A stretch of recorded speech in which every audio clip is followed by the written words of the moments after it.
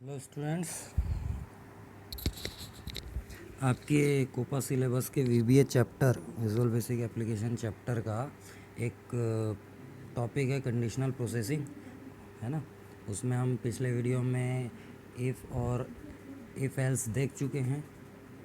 कुछ easy examples के साथ समझने की कोशिश भी किए थे, है ना। अब नेक्स्ट देखते हैं नेस्टेड इफ़। नेस्टेड इफ़ क्या करता है, उससे पहले एक बार थोड़ा सा रिवाइज कर लेते हैं एक एक लाइन में कि आपका इफ़ स्टेटमेंट क्या करता था। इफ़ स्टेटमेंट किसी एक कंडीशन को उपयोग करना है, किसी एक कंडीशन को देखना है, एक कंडीशन के थ्रू प्रोग्राम बनाना है, तब सिंपल इफ़ का उपयोग किया जाता था। इसमें केवल एक पार्ट होता था, ट्रू ब्लॉक। यदि ऐसा हो तो ये हो, यदि ऐसा हो तो ये हो, आपका ब्लॉक 1 एग्जीक्यूट हो, स्टेटमेंट ब्लॉक एग्जीक्यूट हो, ऐसा। ठीक है। और नेक्स्ट क्या रहता था, यदि उसमें था कि यदि कंडीशन ट्रू होगी तो आपका ब्लॉक एग्जीक्यूट होगा, सिर्फ और सिर्फ यही था, एक कंडीशन चेक करता था बस। लेकिन दूसरे में क्या था, इफ़ एल्स में ये था कि इसमें कंडीशन ट्रू हो तो ब्लॉक 1 एग्जीक्यूट हो, और यदि फॉल्स हो तो भी एक ब्लॉक एग्जीक्यूट करवाते था, ब्लॉक 2। मतलब यहाँ पे दो ब्लॉक एग्जीक्यूशन होते थे, ट्रू पे भी और फॉल्स पे भी। यहाँ पे दो ब्लॉक आप एग्जीक्यूट करवा सकते हैं। ठीक है, ये था इफ़ एल्स। ट्रू में भी एक ब्लॉक एग्जीक्यूट हो सकता था, वो ना होने पे फॉल्स में जंप करेगा और फॉल्स का ब्लॉक एग्जीक्यूट करेगा प्रोग्राम आपका। ठीक है ना, ये था आपका इफ़ एल्स। अब देखते हैं नेस्टेड इफ़। देखिए क्या लिखा है, दो या दो से ज़्यादा कंडीशन को टेस्ट करने के लिए नेस्टेड इफ़ का उपयोग किया जाता है। दो या दो से ज़्यादा कंडीशन, पहले में सिर्फ एक कंडीशन ट्रू है कि नहीं, उसको चेक करने के लिए सिर्फ एक इफ़ स्टेटमेंट।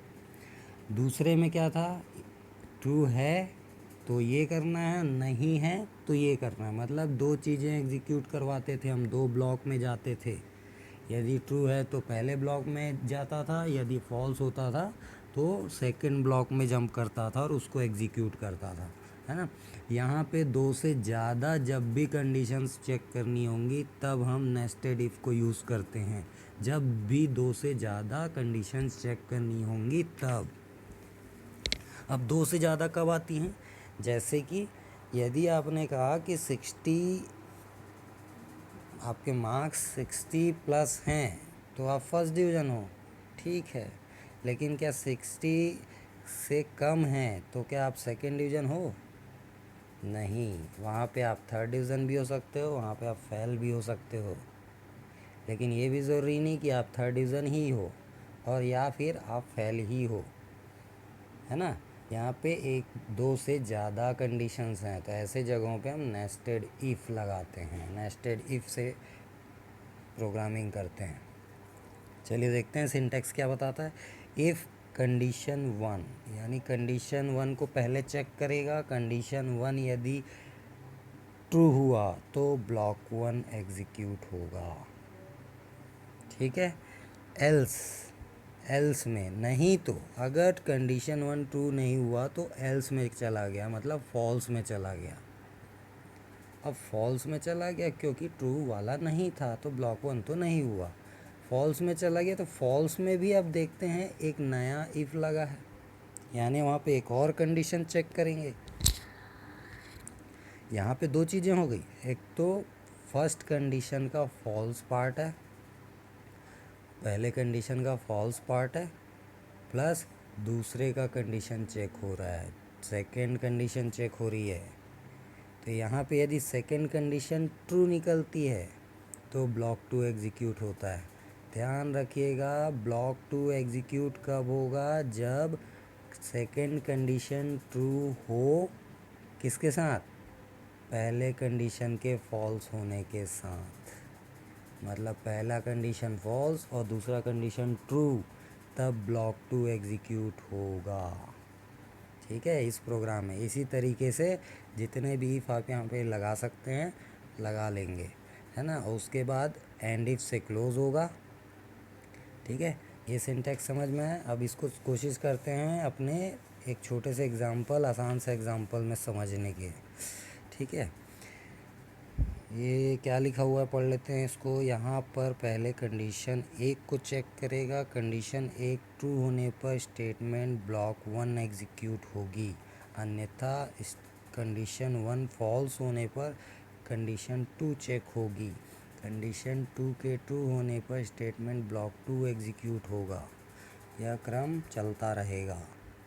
एन मीन्स जितना कंडीशंस आपको लगाना चाहें, कंडीशन 5, कंडीशन 6, इस टाइप से। ठीक है, एग्जांपल में आते हैं। कमांड 1 अंडरस्कोर क्लिक पे कोडिंग हो रही है, देख रहे हैं आप, समझ रहे हैं। कमांड 1 मतलब यहाँ पे भी फॉर्म डिज़ाइन है, वहाँ पे एक कमांड बटन है। कमांड बटन पे डबल क्लिक करके हम कोड विंडो में गए हैं। वहाँ पे कोड विंडो में जाके हमने कोडिंग की है। ठीक है, तो सबसे पहले एक मार्क नाम से वेरिएबल डिक्लेयर कर दिया हमने। ठीक है, अब इस मार्क में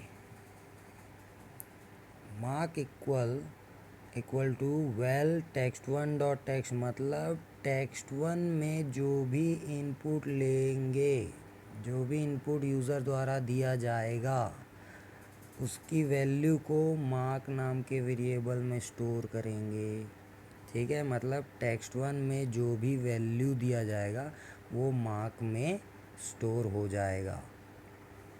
ठीक है, अब उसके बाद अब आते हैं कंडीशन चेक करने पे। पहली कंडीशन, यदि मार्क 80 से ज़्यादा है, यदि मार्क ग्रेटर देन 80, ठीक है, तो यहाँ पे एक ब्लॉक 1 आ गया, message box grade A, grade is a.